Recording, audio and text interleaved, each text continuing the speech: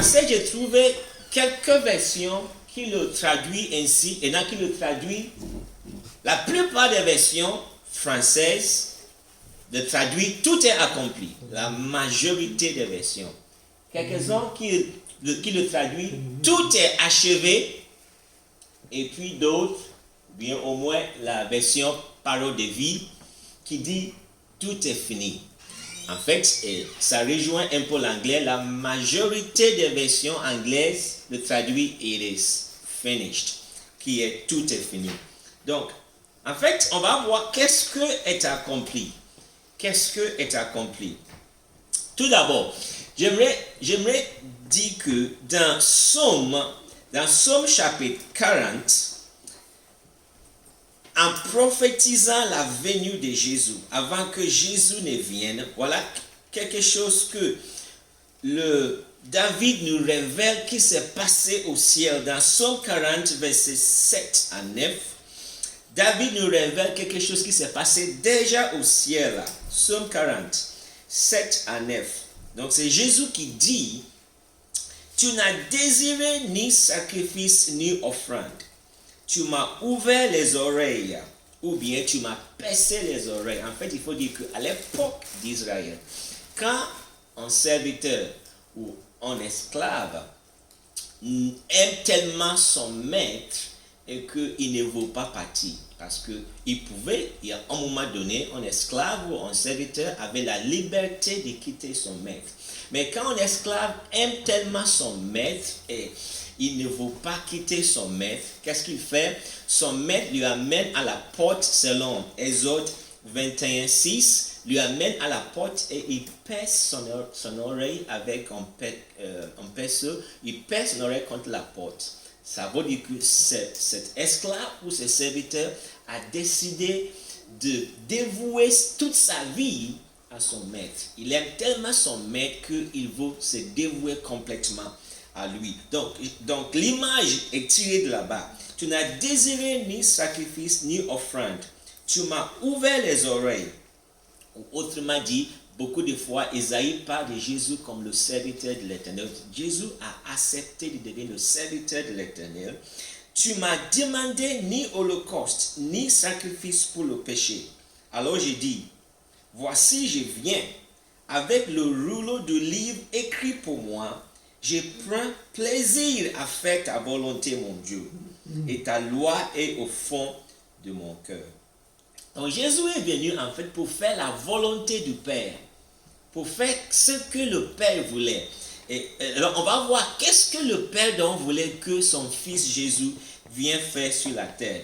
Dans Matthieu 5 et le verset 17, Jésus lui-même, en parlant, Matthieu 5, 17, il dit ceci.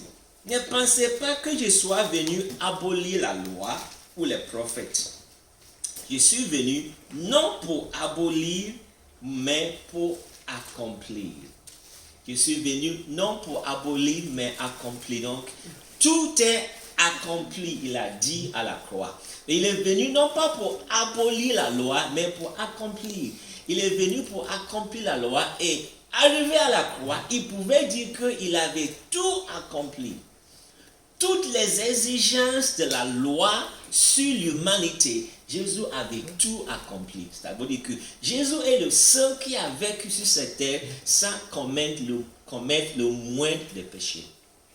Aucune fraude. Pierre dit, même dans sa bouche, il ne se trouvait aucune fraude. Dans sa bouche. Qui peut dire qu'il n'a jamais fauté par sa bouche? C'est Jésus. Il avait tout accompli. Et ce qu'il a accompli dans 2 Corinthiens chapitre 5 et le verset 21.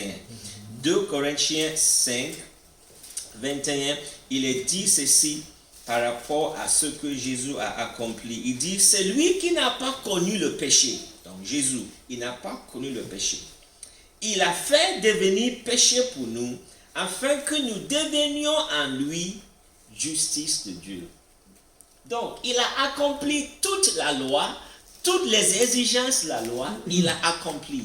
Et à la croix, il a fait un échange. Il a pris nos péchés sur nous. Et quiconque vient à lui à la croix pour reconnaître que Jésus a pris ses péchés, il lui donne en retour sa justice. Alléluia. Il nous revêt de son vêtement de justice. Donc, il a tout accompli. Toute la loi, toutes les exigences de la loi sont accomplies en Jésus. Et cette justice qu'il a acquis par sa vie, il nous le donne en retour. La deuxième chose que Jésus a accompli, c'est que il a été le sacrifice suprême, sublime, pour remplacer tous les sacrifices demandés par la loi ou l'Ancien Testament. On n'aurait pas le temps de lire tout, mais si vous avez le temps, peut-être commencez à lire Lévitique, juste du chapitre 1 jusqu'au chapitre 5, ça va suffire. Dans Lévitique chapitre 1 au chapitre 5, nous voyons les différentes sortes de sacrifices que le peuple d'Israël devrait offrir. Il y avait les holocaustes. Les holocaustes, tout est consumé par les holocaustes. Il y a les sacrifices de communion avec des précisions, ce que doit être offert comme sacrifice de communion. Il y avait aussi les sacrifices pour le péché. Des précisions de ce que doit être le sacrifice pour le péché. Et puis les sacrifices de culpabilité.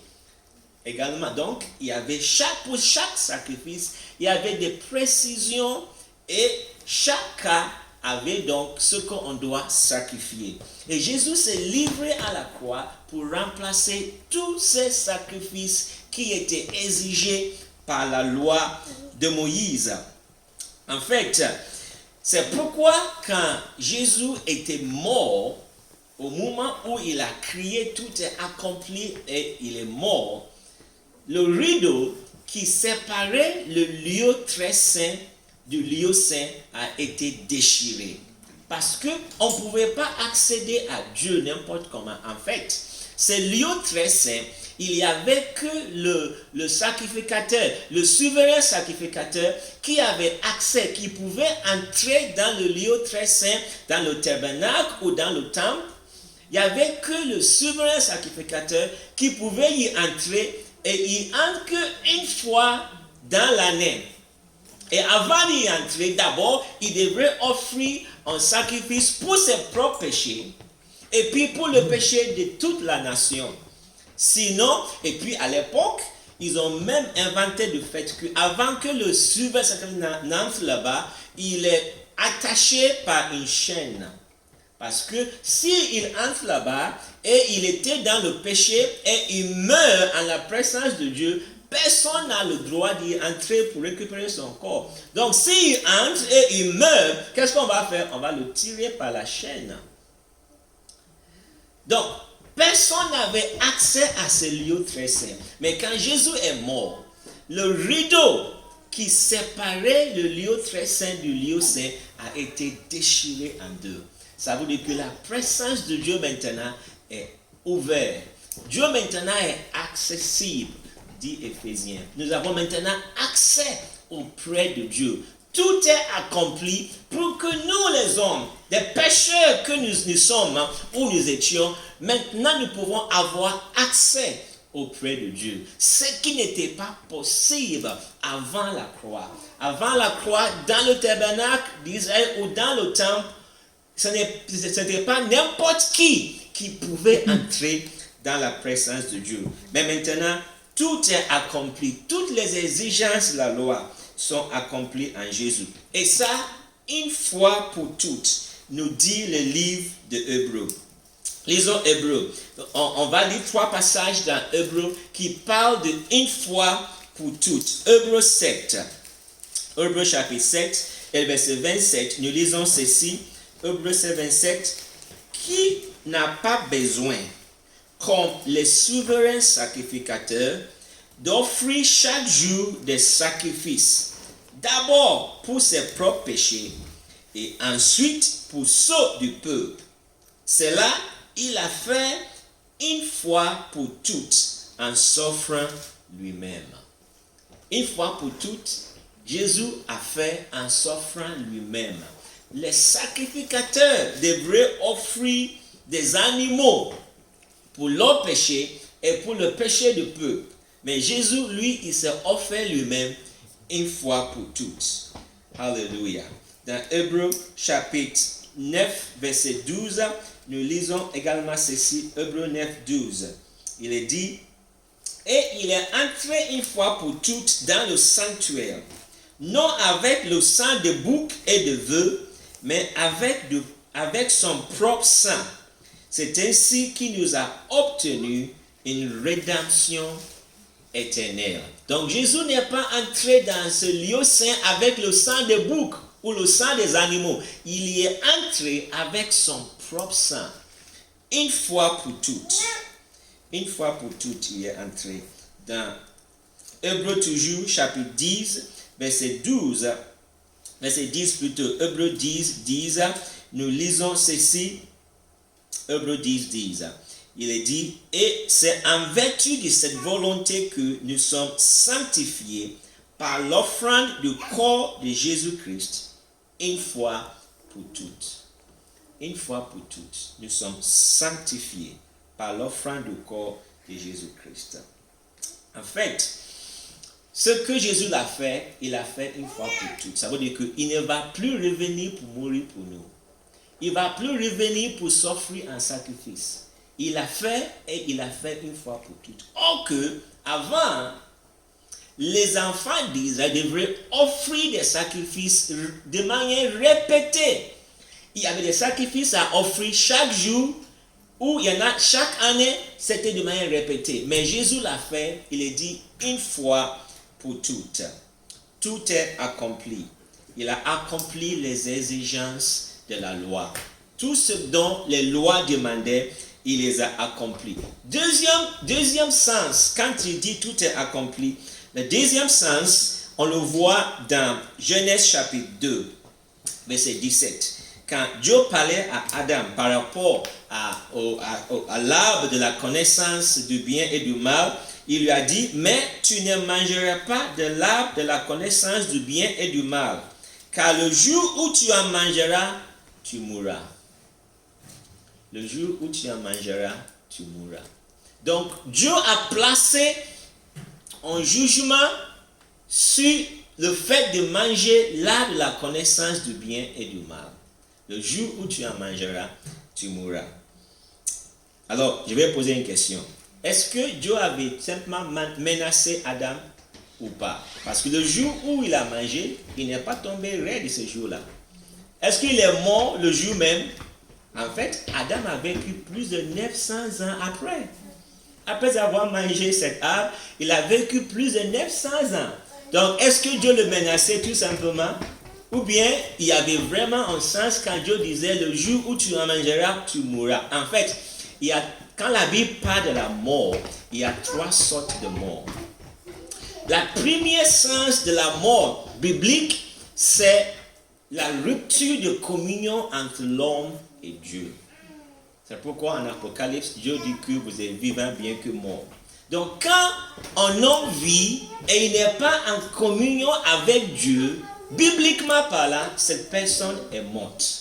Il est mort. Il est en rupture de communion avec Dieu. Donc quand Dieu a dit à Adam que le jour que tu vas manger le fruit de cet arbre, tu mourras. Oui, Adam est mort ce jour-là, dans le sens qu'il y a eu une rupture de communion entre lui et Dieu. Ça, c'est la première mort. La deuxième sens de mort biblique, c'est la mort physique, dont tout le monde est sujet, parce que nous tous, nous avons péché. Et tout homme, si Jésus ne revient pas, tout homme qui vit aujourd'hui, un jour, il mourra. C'est le deuxième sens de la mort. Le troisième sens de la mort, c'est la mort éternelle où l'homme est sévré ou coupé de Dieu pour toute l'éternité, où l'homme sera pour toute éternité banni de la présence de Dieu. On peut dire où l'homme va aller en enfer.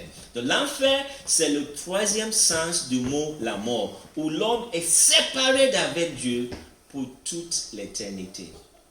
Donc, quand Dieu disait à Adam que le jour où tu mangeras cet arbre, le fruit de cet arbre, tu mourras, c'est ça, il y avait ces 3 sens-là. Donc d'abord, premièrement, Adam l'a connu le même jour. La preuve est que quand Dieu est venu, il s'est caché. Donc la communion était rompue entre lui et Dieu. 900 ans plus tard, Adam va connaître la mort physique aussi. Et tout homme qui n'est pas réconcilié avec Dieu, tout homme qui n'a pas eu à se réconcilier avec Dieu, va connaître aussi ce troisième sens de la mort, qui est d'être séparé éternellement d'avec Dieu. Tout est accompli.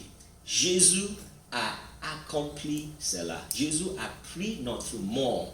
Jésus a pris le châtiment de cette conséquence du péché. À la croix, il a subi cet jugement de péché. Il a dit, mon Dieu, pourquoi m'as-tu abandonné? Il a expérimenté cette séparation d'avec Dieu qui est la conséquence de notre désobéissance à Dieu. Il a connu la mort physique. Il a été enterré et 3 jours après, il est ressuscité. Donc, tout est accompli dans le sens que Jésus a accompli pour nous. Il a payé le prix de notre péché. Il a payé le prix du péché de l'humanité tout entière. Et quiconque veut s'approcher de Dieu doit le faire au travers de Jésus. En fait, il a dit ceci. Il dit que je suis le chemin, la vérité et la vie. Nul ne peut venir au Père sans passer par moi. Il est impossible d'avoir accès au Père, à Dieu, sans passer par Jésus. Jésus est devenu le seul chemin, la vérité et la vie qui mène au Père. Vous savez, il y a une déclaration de la Bible que personne ne peut le nier. Dans Romains chapitre 6, verset 23, Romains 6, 23, la Bible dit quelque chose que personne ne peut aller contre cela. Ou personne ne peut dire ça, c'est pas vrai pour moi. Romains 6, 23, il dit car le salaire du péché, c'est la mort. Mais le don gratuit de Dieu, c'est la vie éternelle en Christ Jésus notre Seigneur. Le salaire du péché, c'est la mort. Qui peut dire que moi, je ne vais pas mourir? Je ne vais jamais mourir. Moi, je ne mourrai pas. Je suis fort, je suis riche, je suis sage, je ne vais jamais mourir. Je vais vivre jusqu'à 1000 ans, 2000 ans.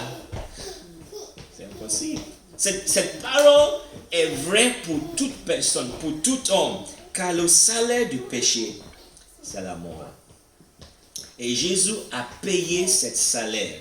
Il a payé le salaire de notre péché. En fait, c'est nous qui méritons ce salaire.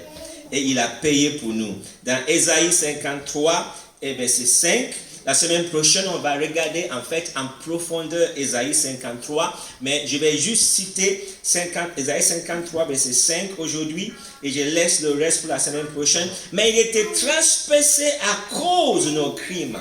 Écrasé à cause de nos fautes. Le châtiment qui nous donne la paix est tombé sur lui. Et c'est par ses meurtrissures que nous sommes guéris. Le châtiment qui nous donne la paix est tombé sur lui. Notre châtiment est tombé sur Jésus à la croix. Il a pris notre mort. C'est pourquoi il pouvait dire dans Jean chapitre 5, verset 24, Jésus a dit des choses qui ont choqué des gens qui l'écoutaient. Parce qu'ils n'ont jamais entendu quelqu'un dire de telles choses. Jean 5, je vais lire deux de ça dans l'évangile de Jean. D'abord, Jean 5, 24. Jésus a dit ceci. En vérité, je vous le dis, celui qui écoute ma parole et qui croit à celui qui m'a envoyé a la vie éternelle. Il n'a pas dit aura, a la vie éternelle. Et ne vient pas en jugement, mais il est passé de la mort à la vie. Alléluia. Il est passé de la mort à la vie. La mort qui a été prononcée. Le salaire du péché, c'est la mort. Le jour où tu mangeras, tu mourras. Cette mort, il dit, c'est lui qui croit en lui, qui croit que Dieu l'a envoyé. Il est passé de cette mort-là, il est maintenant la vie. Ce n'est pas aura, il l'a déjà. Il a déjà la vie. Et dans Jean toujours 11, Jean 11, 25 à 26, là, il a dit quelque chose que je suppose les gens qui l'écoutaient ont été choqués.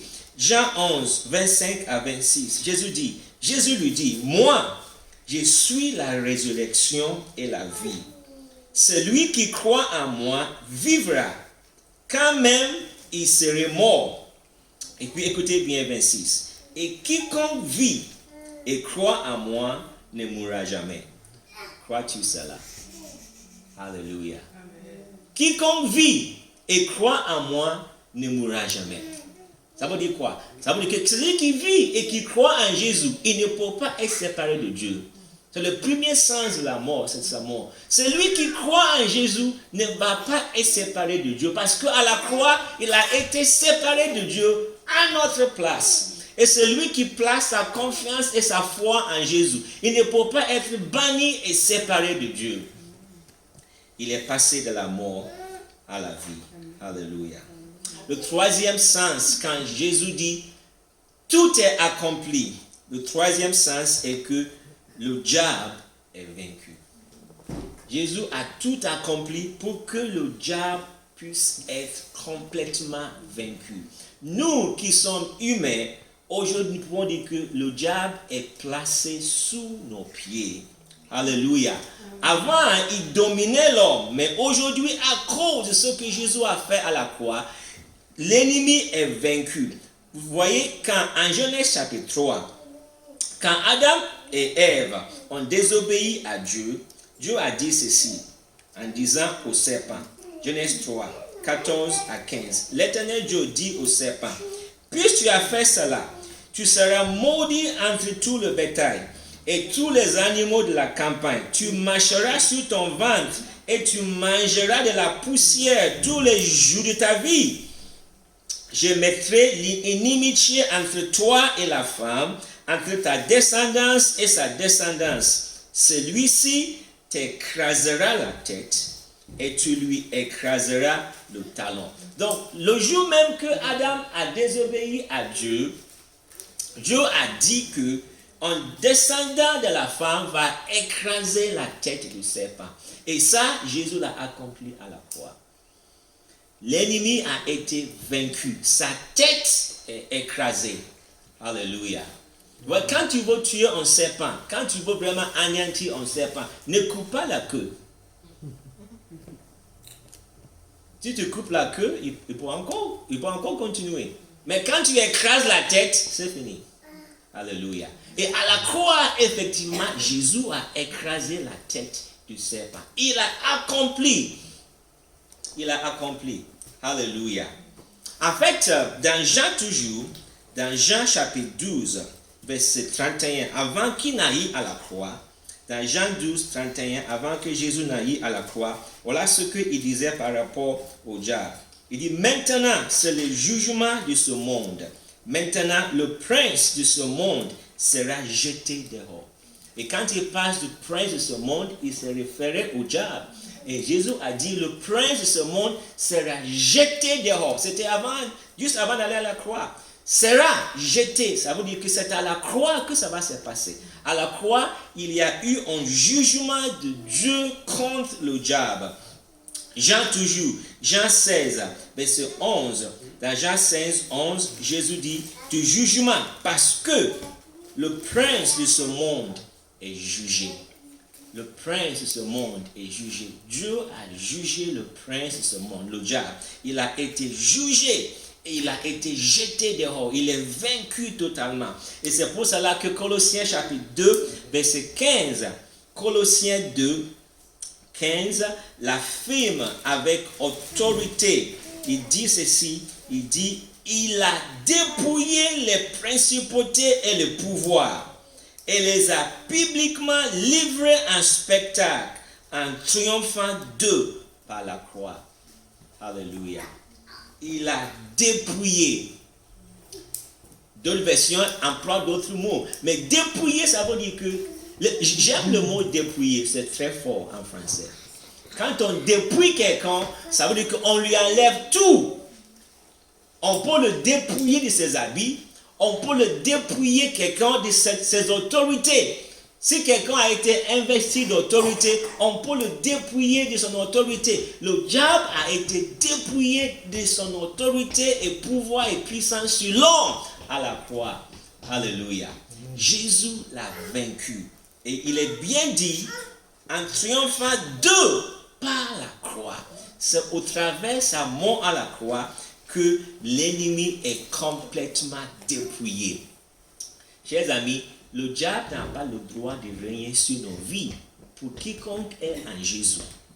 Il n'a pas le droit. Alors ne disons pas très souvent, oh je suis attaqué, oh le diable m'attaque, oh le diable me poursuit.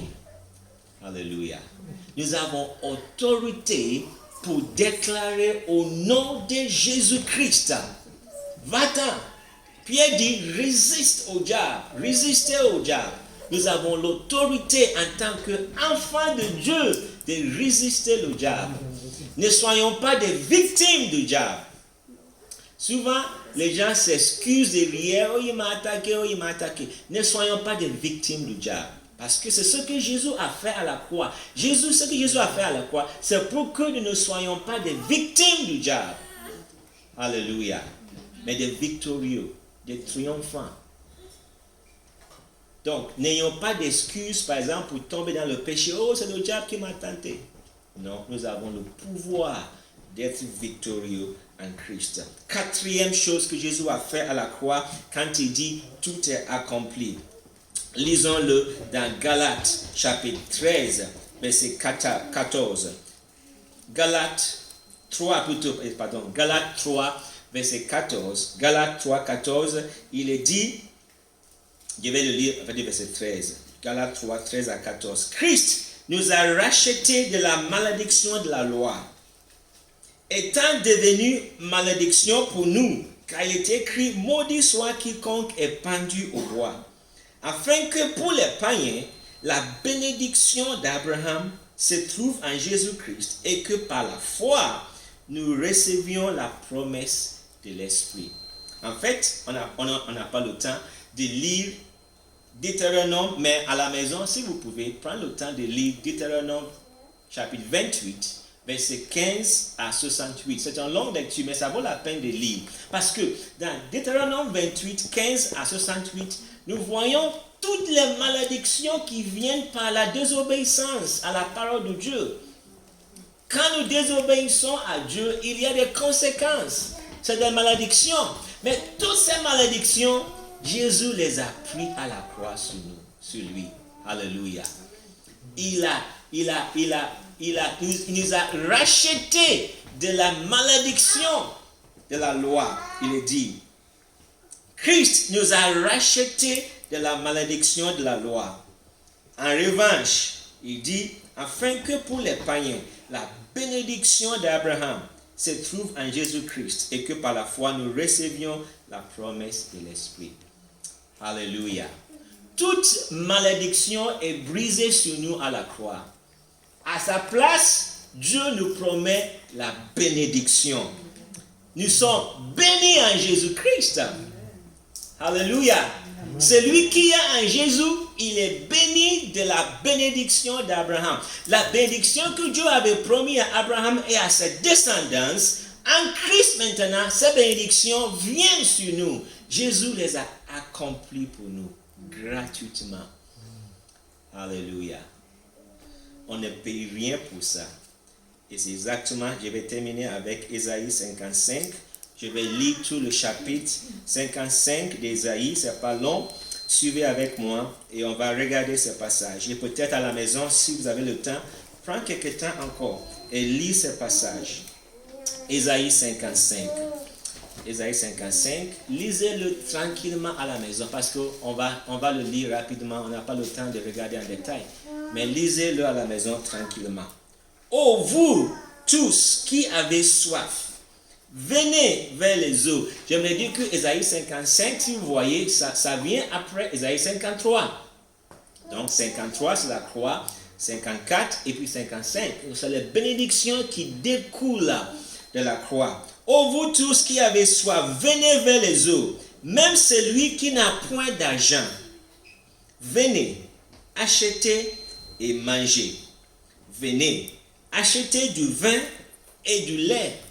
Et en France, du vin et du lait, on l'aime, n'est-ce pas beaucoup? Venez acheter du vin et du lait. Sans argent, sans rien payer. Pourquoi pesez-vous de l'argent pour ce qui n'est pas du pain, des baguettes?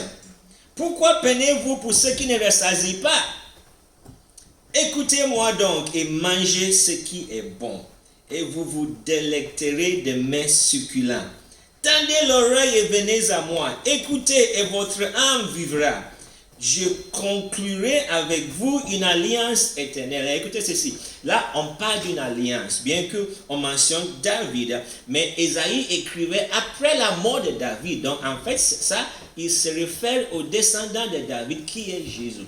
C'est une alliance. Dieu a fait une alliance. Et dans une alliance, Dieu est tenu d'accomplir sa part. Donc, il dit, je conclurai avec vous une alliance éternelle, celle de la bienveillance fidèle envers David. Voici, je l'ai établi comme témoin de peuple, comme conducteur, commandant le peuple. Voici, tu appelleras une nation que tu ne connais pas, et une nation qui ne te connaît pas accourra vers toi, à cause de l'Éternel ton Dieu, du Saint d'Israël, qui te donne ta splendeur.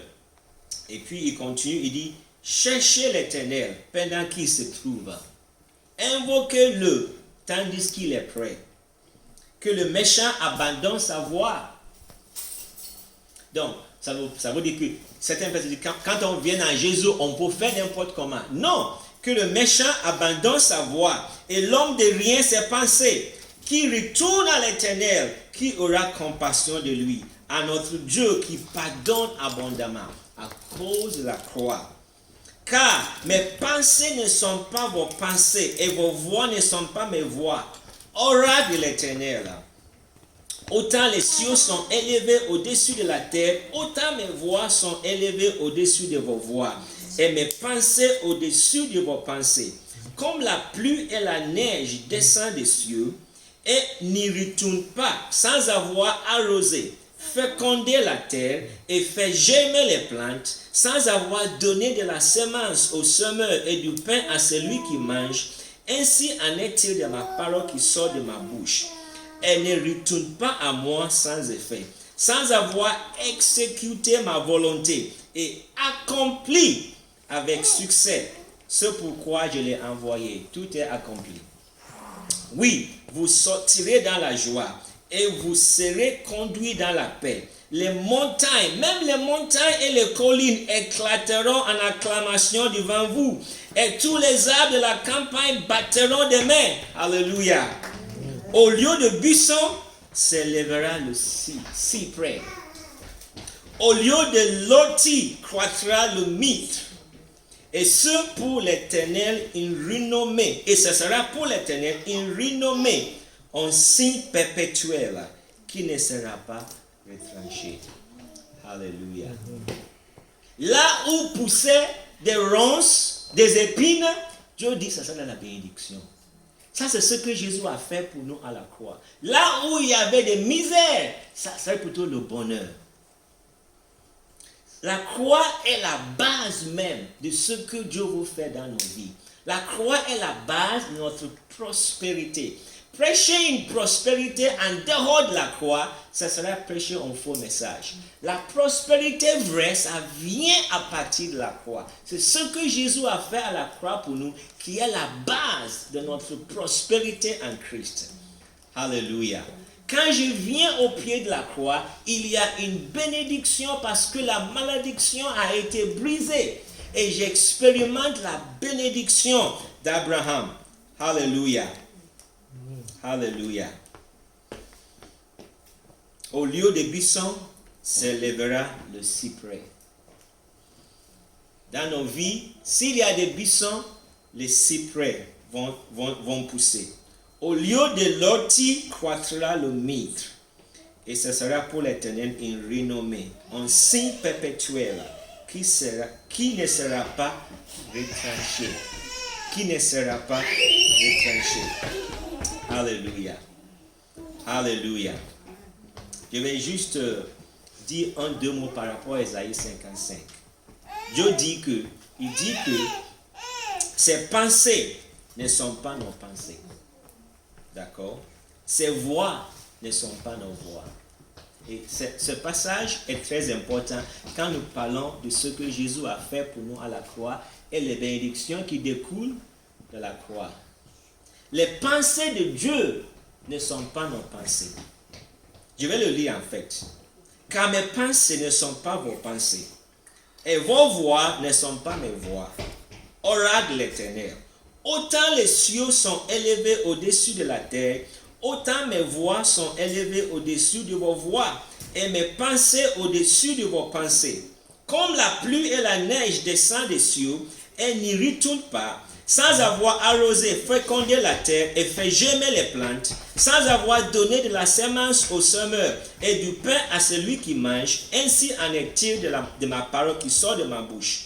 Elle ne retourne pas à moi sans effet, sans avoir exécuté ma volonté et accompli avec succès ce pourquoi je l'ai envoyé.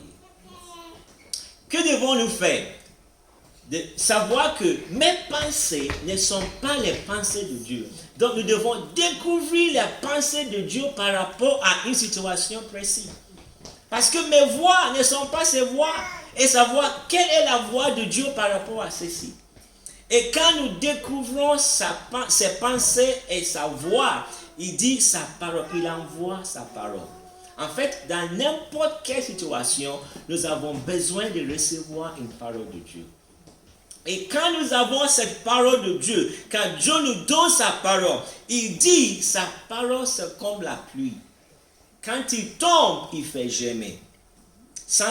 Il dit, elle ne retourne pas à moi sans effet, sans avoir exécuté ma volonté. Donc quand la parole de Dieu est envoyée, il est parti pour exécuter sa volonté.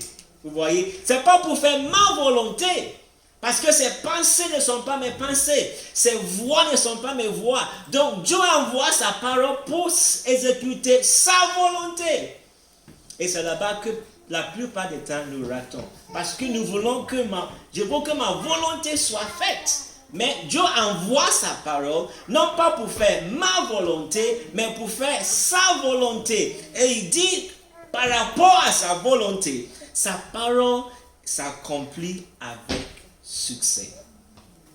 Alléluia. C'est-à-dire que la parole de Dieu n'a jamais connu d'échec. Vous comprenez? On ne peut pas dire que Dieu, là il y a eu un échec parce que Dieu a dit il n'a pas fait. Non, la parole de Dieu n'a jamais connu d'échec. Mais nous devons connaître sa volonté. Quelle est sa volonté par rapport à ce sujet? Une fois que je connais sa volonté, sa parole ne connaît jamais d'échec. Il dit, ça ne retourne pas à lui sans effet, sans avoir exécuté sa volonté, ma volonté. Et accompli, tout est accompli. Et accompli avec succès ce pourquoi je l'ai envoyé. Alléluia. Tout est accompli. Tout est accompli. Jésus a tout accompli.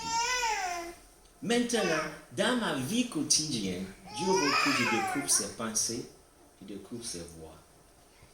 Et une fois que j'ai découvert ses pensées et ses voix, et que je marche selon sa parole va s'accomplir dans ma vie. Alléluia. Sa parole connaîtra du succès. Ça sera du succès dans ma vie. Parce que Jésus l'a accompli. Il a détruit toute malédiction. Je vais dire ceci juste en terminant. Aujourd'hui, il peut y avoir des cas où un pasteur ou quelqu'un va dire, oh, tu es sous malédiction, on va bien payer ceci et puis on va prier pour toi et tu vas être délivré de la malédiction.